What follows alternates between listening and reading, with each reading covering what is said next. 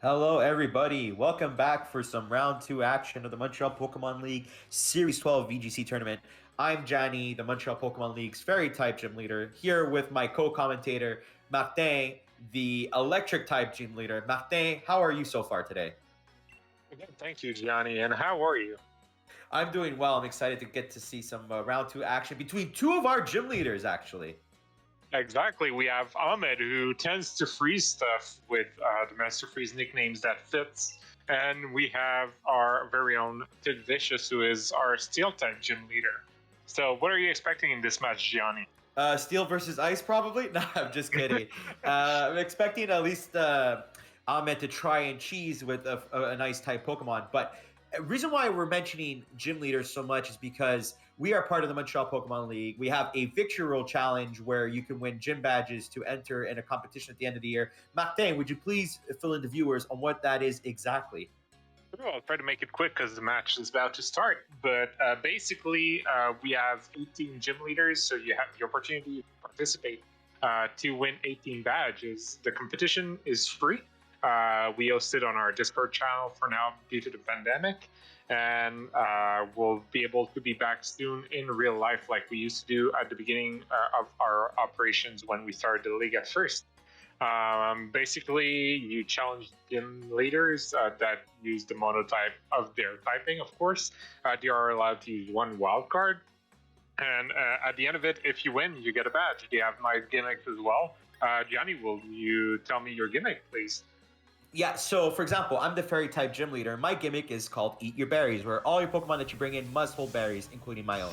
But we'll talk more about that as the game is about to begin between Ahmed and Tid. And what's interesting is that Ahmed did not have one single ice type, so I guess I was wrong about that. Yeah, I'm sure he has some nice moves as well, because a game with Ahmed ends at least with one freezed Pokemon, but we'll see how it goes.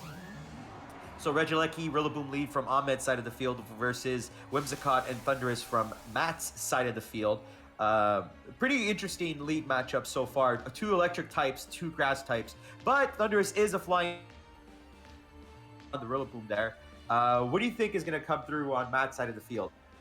Honestly, I think Matt will be able to try to finish off Rillaboom as fast as he can because he wants to get rid of priority move. But as well, he needs to like be careful about the screens. What do you think? I'm correct on that. I think you're correct on that because Rillaboom is a great answer versus Kyogre. Thundurus is going to be Dynamaxed here early on with the max airstream that was targeted to the Rillaboom slot. Also, Rillaboom does carry Fake Out, so this might be a way to answer Ahmed's Fake Out play. But we're going to see what goes first. I believe Regieleki will set up screens, though. And he does. As we said before in round one, Regieleki is a very fast Pokemon, so players either use it very offensively or to set up really quick screens early on. One pass on Regieleki before the light screen. And, and, and the No airstream. Fake Out or Grassy Glide. That's interesting. Yeah, that is interesting because I figured maybe a priority move might come through on Rillaboom slot since it is a heavy hitter. But it does live the max airstream and get the U-turn on the Whimsicott slot. So very risky play by Ahmed here, but it pays off for him in the end. What I do find interesting, though, is that even before Light Screen goes off, the Moonblast wasn't enough to get the kill on the Regieleki, so maybe Whimsicott's not fully invested with any type of special attack stats. Maybe maybe Matt built him like to be a little bit more bulky to sustain more hits. I don't know. Probably. Well, usually, what is the build on Whimsicott? Is it more like special attack and HP, or how does it work? Usually Whimsicott is a very fast supporting Mon. So with the ability to access priority moves, to give priority to status moves with the Prankster ability. So more often than not, it's max speed, max special attack, with a Focus Sash, just to get full utility out of it right away within the first couple of turns. One thing I do want to bring up from before is that when Lander is swapped in, it activated its Intimidate ability, lowering the attack stat of both Pokemon of both Whimsicott and Thundurus, which is not so effective. But because Thundurus has Defiant as an ability, it actually gave it a +1 attack boost instead. Nice. So Lecky's going to set up the light screens here, making sure that Ahmed has access to defensive ability for his Pokemon. And the Moon Blast will probably be enough to take care of Regieleki, and yes, it does. So Whimsicott picks up a KO here. Not a very crucial KO since Aleki did its job. But let's see how Landorus takes the max airstream, and it does. Nothing. Barely nothing, considering the Defiant ability that kicked in. And also the fact that Reflect is up as well, so it would have any physical attack coming through. Max fall from the Thunderous. Does it pick up the KO? No, it does not. Here's Ahmed's luck. But I believe the Sandstorm might be enough to get the KO here. Oh, no, not even.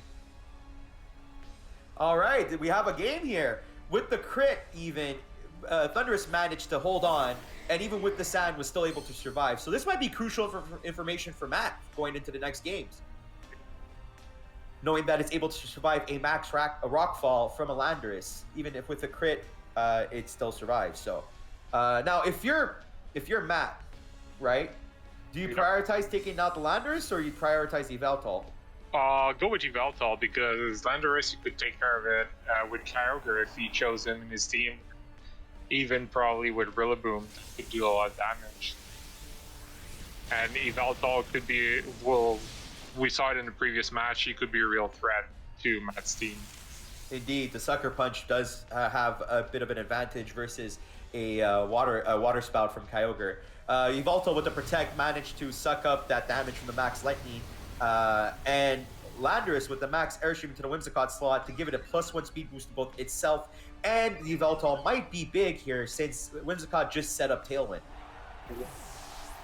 I'm kind of surprised that, considering Thunderous only had like 4 HP, Yveltal didn't use Sucker Punch instead of using Protect. That way he could have sustained more damage. I believe so too. I felt like maybe Ahmed wanted to go for a more defensive play.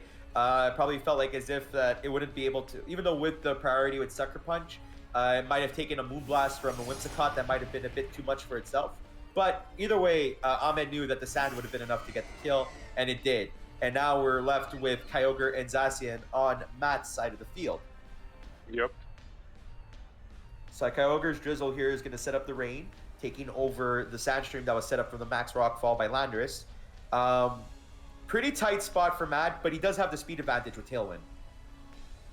Indeed, and he also has the rain that is super effective against Landorus, so depending on what happens. Oh, okay, so not even a Sucker Punch on Yveltal. That's interesting, and that might be big for Matt because the lack of a Sucker Punch means that that Water Spout is going to do a max amount of damage with the rain and the Mystic Water. Picks up the KO. Yes, indeed. The Landorus was at low health, but it was enough to get the KO on the Yveltal, turning the tide of war into Matt's favor right now. And Ahmed, I think, is Rillaboom. His last Pokemon is Rillaboom. Yes, Rillaboom with a sliver of health, though. That's pretty pretty unfortunate for Ahmed here. What, like, you could go for a grassy glide into the Kyogre slot. Hopefully try to, get the KO and also get some information to see if it's enough damage to get the knockout for the next game. But let's see what happens here. Grassy glide going into the KO. Oh, nope. And it's not enough for a KO, except if it's a low roll. If it's a low roll, mouse, but it could be a low roll, but that's also good information for both players because now Matt knows that at full health, a grassy glide won't be enough to get the KO on the Kyogre, or even for Ahmed's side of the field, he can think that, okay, well, maybe a fake out plus grassy glide might be enough to take care of any Kyogre situation. But Matt takes game one. So, Martin, tell me about your thoughts about that game. Honestly, I really think both players played well. I was really surprised that Yveltal didn't have any Sucker Punch move for some reason. So I'm curious to see what it has to offer in the next matches. Besides that, it was a really fun game to watch. What about you? I like the fact that Matt got offensive with Thunderous early on. I think maybe Ahmed might have made a small mistake swapping in the Landorus versus that Thunderous, especially knowing that possibility of Defiant being there. He probably did not know, but now he knows going into that. So let's see if he adjusts that strategy for game two. I like the Aleki lead though. The setup of the screens can be very crucial for Ahmed, especially if his team needs extra bulk to balance out its offensiveness. So we'll see if Matt adjusts to that. But if I was Ahmed going into game 2, I'd probably figure out a way how to deal with the Kyogre. Either Kyogre or even Zacian, because that doggo just sat there and that was it. Of course, Ahmed was like tied with all resources, but still, it just sat there and we didn't see anything going on to try to take it down. So I'm kind of looking forward to see what Ahmed will do to try to adjust against that Pokemon. All right. And if I saw correctly, I think Matt did not change his lead. Let's see if Ahmed does, and he does. He starts off with the Lecky and the Landorus, a slightly different lead from when he had game 1. That means Matt gets insta boost right from the bat, and Whimsicott is a special attacker. Indeed. Not looking good for Ahmed before turn 1, because Defiant gives it a +2 attack boost. So from the -1 +2, that gives us a net +1 on the Thundurus. So Thundurus in a really good spot right here. Although Ahmed might want to Dynamax and use Max Rockfall, and we saw last match that it did a lot of damage. Indeed. And he knows that Thundurus does carry Defiant instead of Volt Absorb. So actually, Ahmed can actually probably go for a double attack on the Thundurus, because he knows the Max Rockfall might not be enough to get the KO, but maybe a Thunder or Thunderbolt might be enough to pick up the rest. Yeah, and I'm sorry to correct you on that one, but the second ability of Thundurus is actually Prankster. Oh, thank you. Oh, it's other form that has Volt Absorb, correct? Yeah, exactly. Oh yeah, thank you for correcting me. I apologize to the listeners. I tend to mix up abilities for Pokemon. It is, at least it's in the same realm of the Pokemon, right? It's not like as if it's a different Pokemon. Exactly, like, you weren't wrong, it's just that Pokemon has 2 forms, so, well, Yeah. that Pokemon has 2 forms. Fair enough, but thank you for the correction. So, let's see what's going to happen here. Whimsicott with the Tailwind to give it its double speed boost to both Pokemon. Paired with the Max Airstream, so... Indeed. So, Matt really wants to make sure that his Pokemon are going to be much faster than Ahmed's Pokemons at any opportunity. Let's see what's going to come through on Ahmed's side. A Reflect there to set up the defensive boosts on Ahmed's Pokemon. And the Max Rockfall will be going into the Thundurus slot. So as we can see here, without the crit, it was able to do about maybe 2/3 of damage to the Thundurus? Yeah, I think. Yeah. So Thundurus is quite a bit in a good spot here, depending on what is happening. I agree. So if you're Matt here, do you go for the double target on the Landorus, or do you just, do you take care of the Aleki? I think I'm trying here to, well, if I was mad, I will try to do as much damage as possible on both of the Pokemon. Indeed, because I think Landorus might be coming through here with a Max Rockfall to KO the Thundurus, but let's see. So Moonblast goes through, gets a good amount of damage on the Aleki, and the Max Knuckle should be cleaning up the job of Aleki. So, go ahead, Martin, sorry. Oh, that was it, my bad. I was just agreeing with what you said. Ah, okay, sorry. To the viewers, we are trying to commentate through Discord, so there might be some ebb and flow errors, so we apologize ahead of time. But yeah, so it does get the job done on the Aleki, but that does free up the Landorus to get the KO on the Thundurus. Do you think this is a bad spot for Matt right now?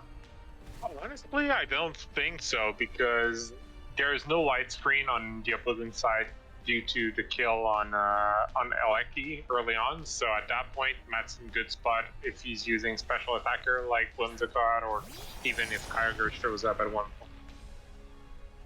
Indeed. And right now, Zacian does threaten that Landorus, especially that the Landorus is Dynamax, so Behemoth Blade will be doing double damage. And we have Yveltal on the other side that we probably suspect doesn't have Sucker Punch, which could be an advantage for Matt. Indeed it does, and it's not the greatest matchup versus Zacian in terms of typing, so it seems like Matt's in a very comfortable spot here, as we can see that he double targets the Landorus. Now let's see what comes up from Ahmed's side. Oh, the Max Guard! Double target. Great read by Ahmed there. The max guard on the double target will be enough to suck up both attacks, giving Yveltal a free attack this turn. Oh, Whimsicott avoids it. But Heat Wave is a big move for both Pokemon because it's super effective on both the Whimsicott and the Zacian, and it helps answer Zacian's type advantage versus Yveltal. So that might be a sign as to why maybe it doesn't carry Sucker Punch as one of its moves. True.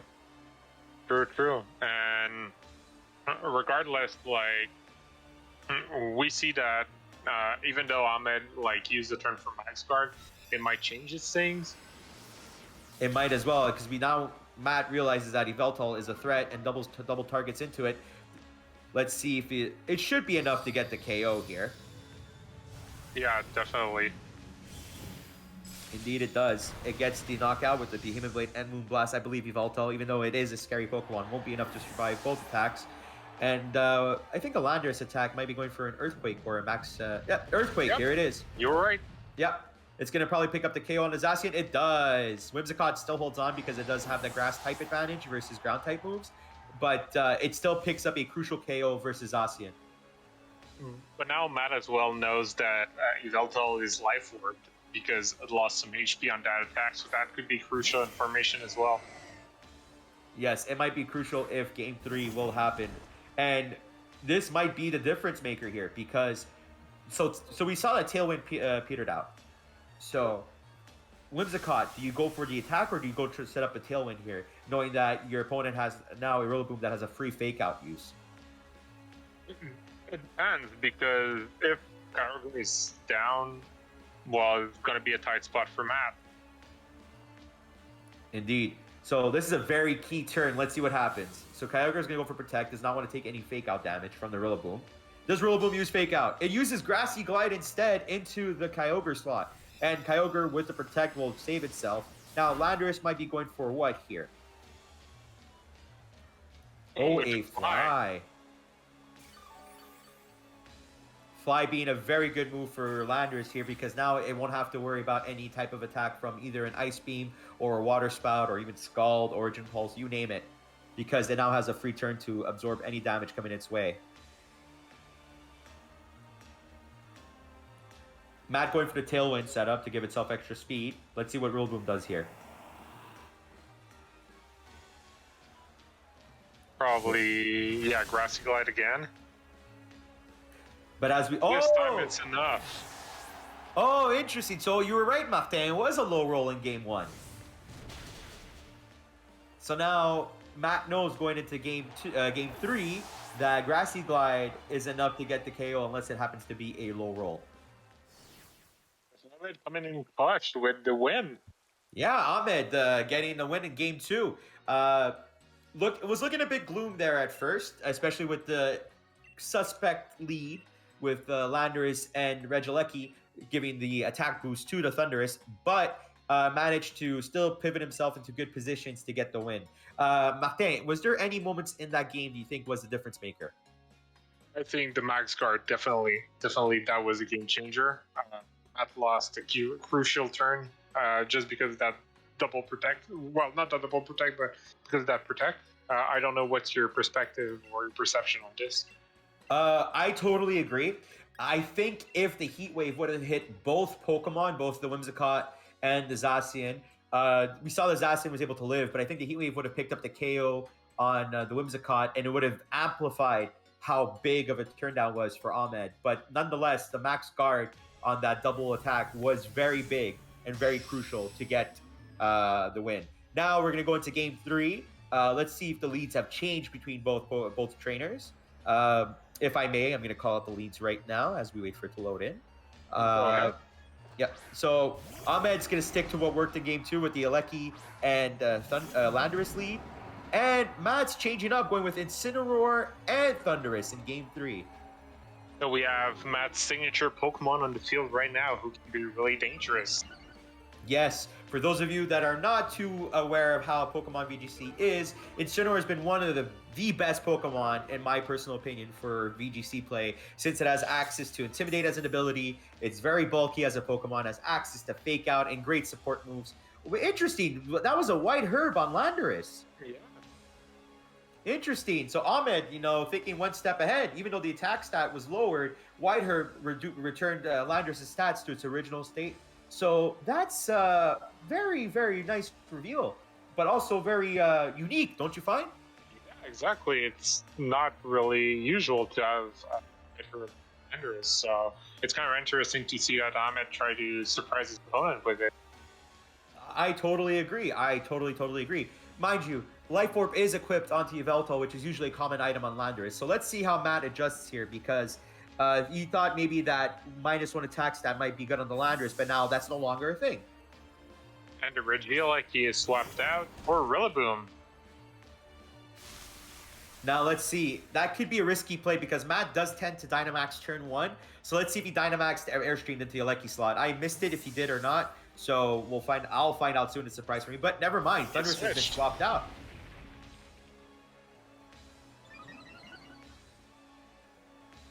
Although if Landorus goes for an Earthquake, that could hurt a lot of Matt's Pokemon. Oh! And he's Dynamaxing. Yeah, so what I'm feeling is that since obviously the Thunderous was in the Zacian slot, he might be going for a Max Quake into the Incineroar slot. Because obviously it would have shown on his menu screen as not effective at all on the Thunderous side. So Zacian was kind of a safe swap. Oh, Max Rockfall. Goes for the classic Max Rockfall on Zacian. Zacian nice being read. Very great read. Zacian being a steel type, being able to suck in that damage quite well. Incineroar right now is going to get a free turn to use Parting Shot. Now lowering that attack stat by 1 on the Landorus as well as a special attack. But then again, it's Landorus. Mind you, people could use mixed Landorus, but I think the attack stat drop is more effective here. Yeah. Especially considering that Landorus is a hard check for Matt's team with the Earthquake move. Agreed. Now, if you're Ahmed this turn, do you try to cheese it and go for the Max Quake on the Zacian slot, expecting the Incineroar to be swapped there? Or into the Thunderous slot, expecting the Incineroar to be swapped there because he might not be effective in that slot? What do you think? Honestly, it could be just a great play to try to go with a Max Quake and try to get some damage with the special defense boost, considering that no screens were set it up during the first turn. So it all depends what kind of strategy Ahmed wants to go to. Oh, and we have a Dynamax on Matt's side. What are your impression of Dynamax here, considering that Max Rockfall could be a thing with Landorus? Well, as we saw right now, Landorus is at -1 attack.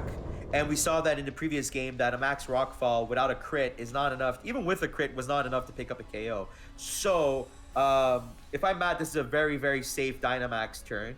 And let's see what he does to set up his Pokemon. But I believe he's using this strategy as like he did in round 1 to kind of set up his Zacian to be the sweeper of the game and not his Dynamax Mon. Until there's a kill on Rillaboom. Yeah, the Max Airstream was definitely enough to get the KO on the Rillaboom since grass types are weak to flying types. Max Quake coming in here, hitting the Zacian slot.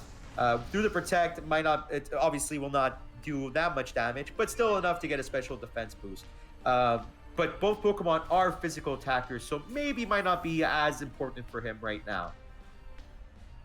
What is crucial, though, is the fact that he'll go do some heavy damage on Kyogre with Grassy Glide. As we saw in the previous match, it's enough to one-shot Matt's Kyogre, so it's a good thing that it's out for Matt, because if he brought it, it could be like a good opportunity for him to use it without being scared of the Grass Glide. I agree with you. Now that Rillaboom is gone, Matt's Kyogre is free to wreak havoc into the late game if it needs to be. But right now, I feel like as if Matt's strategy for the late game is to do like he did in round 1, which is set up his Zacian with all these boosts, such as attack and speed boosts, and just go for a sweep from there. Yep. Now, if you're Ahmed here, what's your backup strat? Honestly, try to set up screens as fast as you can. Or, well, I was about to say if Thunderous lives, switch it out to try to get the Intimidate once the Thunderous is gone, but that won't be a possibility now. Nope. Fortunately, Behemoth Blade doing double damage to Dynamax Pokemon goes through. Because of the speed boost given to Zacian before, it's faster than the Alecki, and Alecki is too slow, which is rare to say that Alecki's too slow, but Alecki was too slow to set up that Reflect to give it some defensive boosts. Not looking good for Ahmed here, though. Yeah, attack boost on Zacian, and we know he has access to some moves to like try to stall a bit, if I can say. So I think it will be a hard comeback for Ahmed if it's happening. Oh, sorry. I'm gonna have to agree with you there, since now we know that with the speed boost provided to Zacian, it's faster than the Alecki. So both Pokemon on Ahmed's side of the field are much slower than Zacian and Thunderous. So I don't think any damage will be able to come in through from Ahmed's side before Matt is able to get some damage in. Speaking of which, Sacred Sword coming in on the Alecki picks up the KO. Obviously, Sacred Sword ignores all defensive boosts and just goes for straight damage from the stats. And Max Lightning coming from the Thunderous picks up the KO on Evoltol, and that ensures the win for Matt for round 2. Martin, what do you think of that game 3? Not really adjust well to what he faced. I mean, that's a real adaptation, and if we're talking Pokemon language, that's the great use of the adaptability